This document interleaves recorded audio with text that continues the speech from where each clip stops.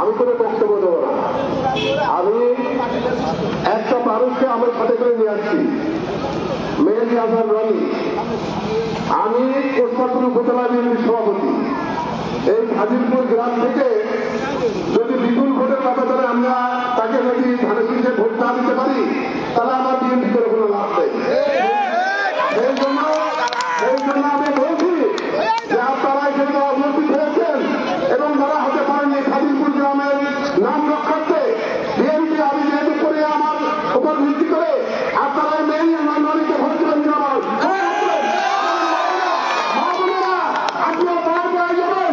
এবং প্রত্যেক বাড়ি থেকে ভোট পাই, সেটি যদি ভোট না পায় এখানে কোন ভোট পাই হিন্দু তো না, আপনারা সেই হিন্দু রক্ষা করে নিত না।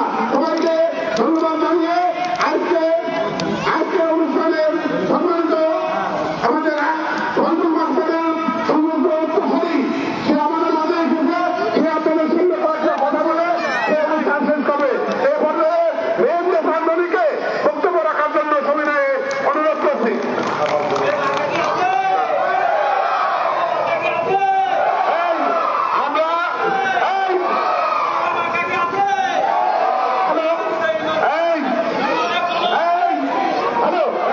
আমরা এখন কোনো খাবার দেবো না, মিটির কথা শেষ হবে, তারপরে যার নাস্তা আছে নাস্তা দেবে, তার আগে যেন কেউ নাস্তা না দেয়। সব নাস্তা নিয়ে সব রেখে দেবে, নাস্তা শেষ করবে, মিটিং শেষ হবে তারপরে। সম্মানিত উপস্থিতি, আমার সূচনা বক্তব্যের ভূমিকা দিয়েছি, এখন আর ভূমিকা দিচ্ছি না।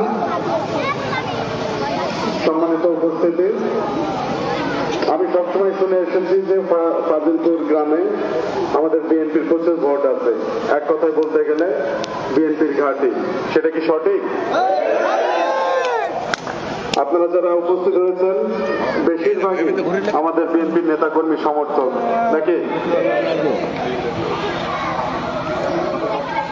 আপনারা যে সেন্টার কমিটি গঠিত হবে, সেন্টার কমিটিকে কি সর্বাত্মকভাবে সহযোগিতা করবেন?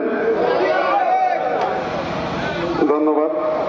এখানে যারা উপস্থিত হয়েছেন অনেকে গত 17 বছরে মামলা হামলা খেয়েছেন, রাজপথে মিছিল মিটিং করেছেন, করেননি?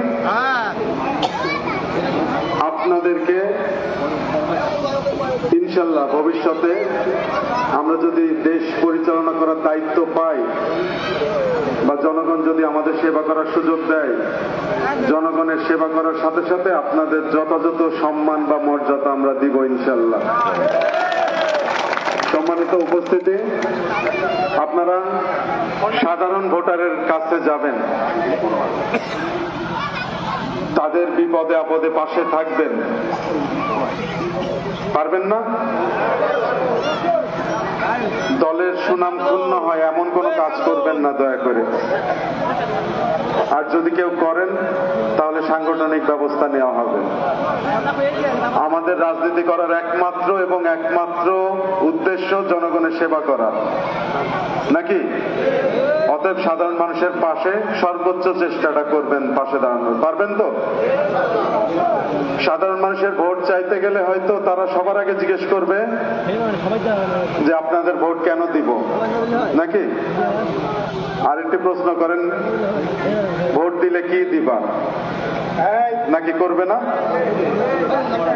তখন তাদেরকে কয়েকটি উত্তর দিবেন, আমি এখন যেগুলো বলবো আপনাদেরকে। পারবেন তো? আপনাদের সরেন না, আপনাদের ভিডিও করা